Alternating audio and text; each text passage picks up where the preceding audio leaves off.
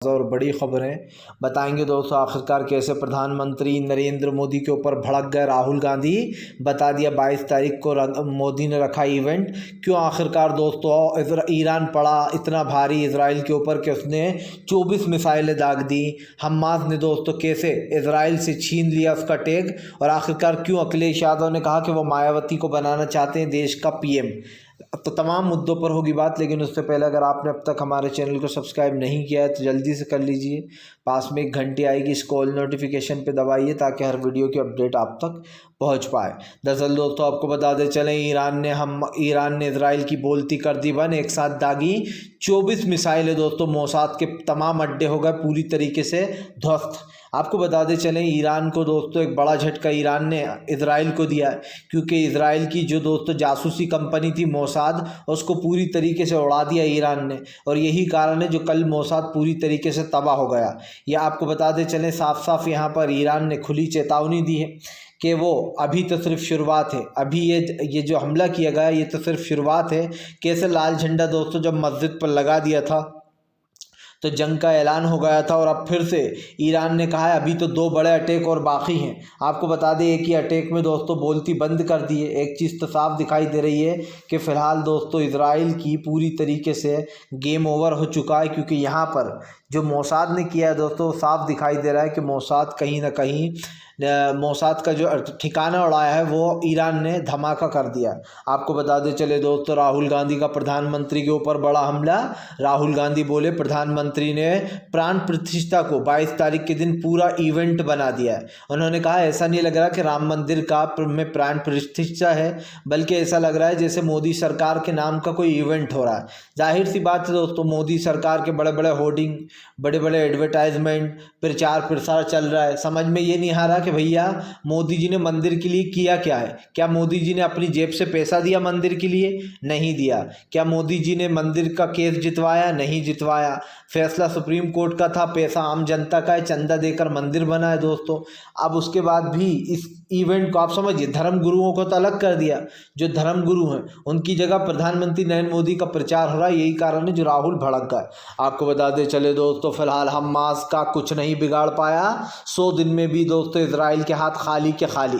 दरअसल आपको बताते चले अब इजरायली मीडिया ही इजराइल की पोल खोलने में लग गई है। कल इजरायली मीडिया ही दोस्तों चीख चीख कर बोल रही है कि फिलहाल इजराइल के हाथ कुछ नहीं लगा, उसने 100 दिन में हमास का कुछ नहीं बिगाड़ पाया। हमास के हाथ वैसे के वैसे ही हैं जैसे थे। दरअसल दोस्तों हमास ने यह आरोप लगाया है इजरायली मीडिया ने इजराइल के ऊपर कि वो हमास का कुछ नहीं बिगाड़ पा रही है इजराइल के लोग। और जाहिर सी बात है क्योंकि दोस्तों हमास के साथ सब लोग खड़े हुए हैं। कहीं ना कहीं हमास फ़िलिस्तीन की लड़ाई लड़ रहा है, जिस फ़िलिस्तीनियों पे 56 साल से आप समझिए 56 ईयर्स से दोस्तों हमले करता आ रहा है इजराइल और मासूम मुस्लिमों को मारता चला आ रहा है। उसका एक मुंहतोड़ जवाब मिला ये उसे।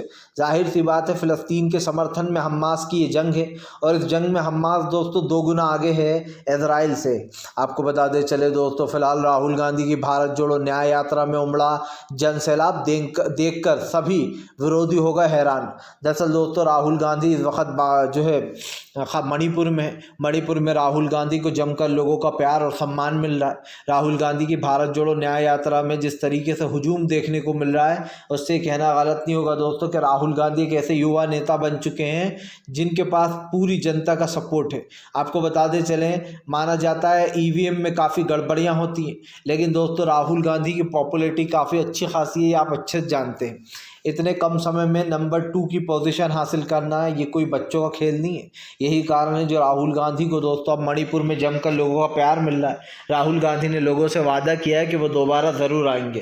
कहीं ये वो वादा तो नहीं जब राहुल गांधी देश के पीएम बन जाएंगे 24 में और वो वहीं वापस जाएंगे मणिपुर की जनता के पास।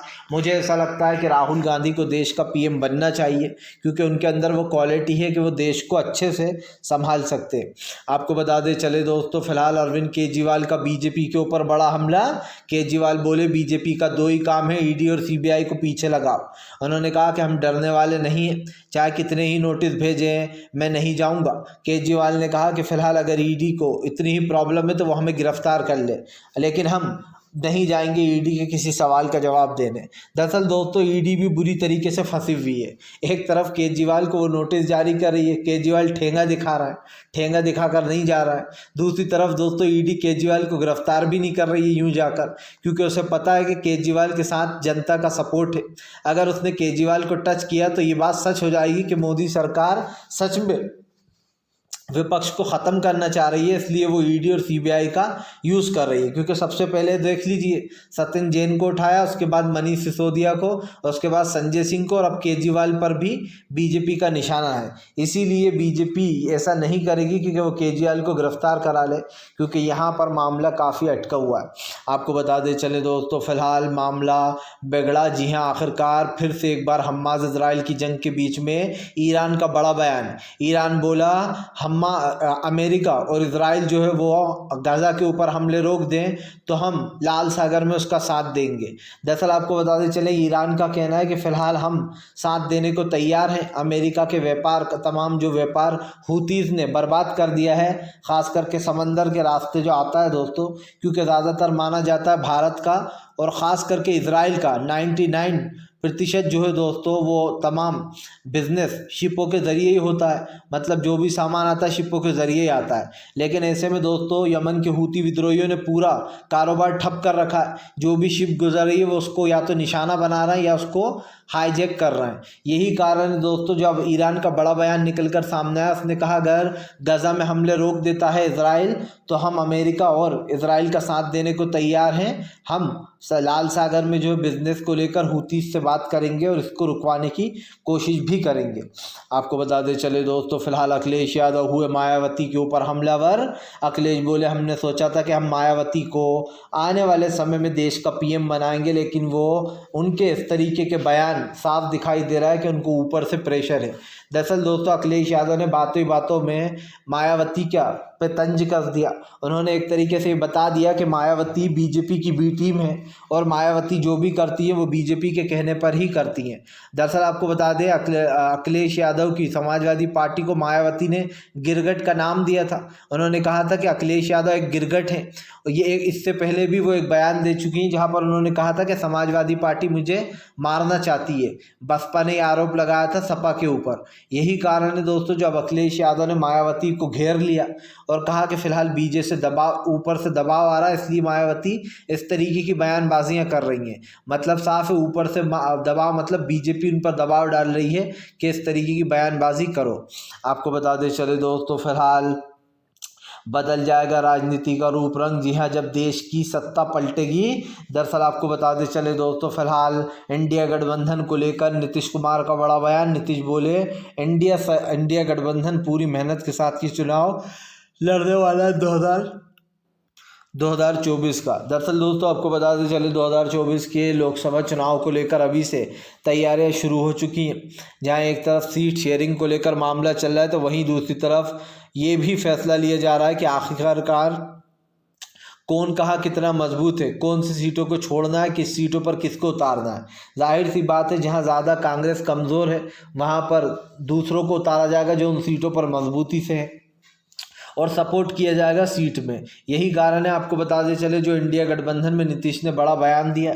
उन्होंने ये भी कहा है कि फ़िलहाल राहुल गांधी की न्याय यात्रा लोगों को जोड़ने के लिए है, लोगों का सपोर्ट मिल रहा है राहुल को। सबसे बड़ी बात यह है कि राहुल गांधी की दोस्तों न्याय यात्रा में लोगों का हुजूम उमड़ रहा है, जिसको देखकर खुद बीजेपी हैरान हो गई है।